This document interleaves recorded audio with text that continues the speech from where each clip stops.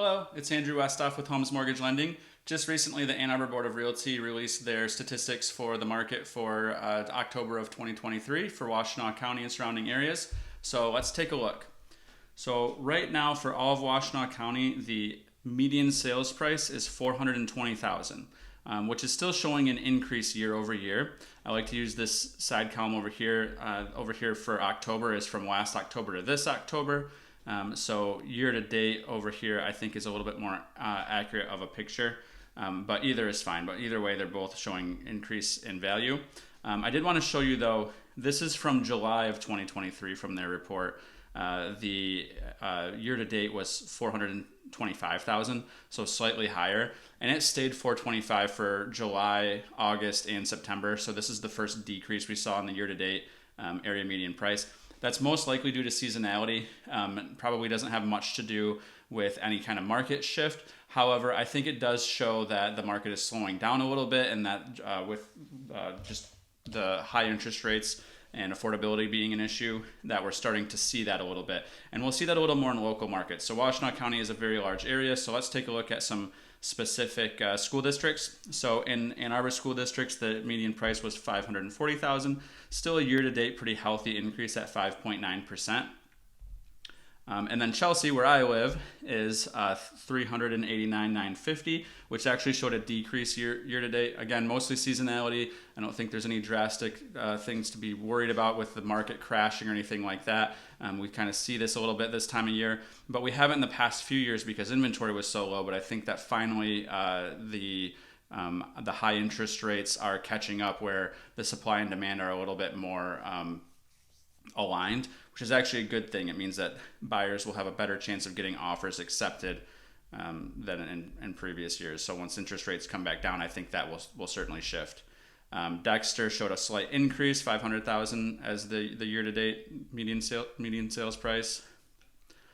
Saline, a slight decline, $612,780 for the median. And then Ypsilanti had a decent increase at 5.2% with a $242,000 median increase. And I'm looking at this as all single family. There's also townhomes, condos. There's just a lot more variance with townhomes and condos, so I don't really look at those as closely. So I want to also show you the housing affordability index, and this is the number we're looking at here, year-to-date affordability. What this number means is that if you make the area median income, and this isn't specific to Washtenaw County, this is for the region, but in the region, if you make the area median income, you make enough to you make 90% of what you need to get qualified for a mortgage for the area median sales price of a home, which is really bad. It means the person making the average or the median income cannot qualify for the median sales price of a home. They're close, they're at 90%, but they're not there. And I think that this is also even more a bigger negative than what this graph shows, because as a loan officer, every day I qualify people for home purchases. And if you come to me and say, Andrew, max me out, show me the maximum that I can qualify for to get approved for a mortgage.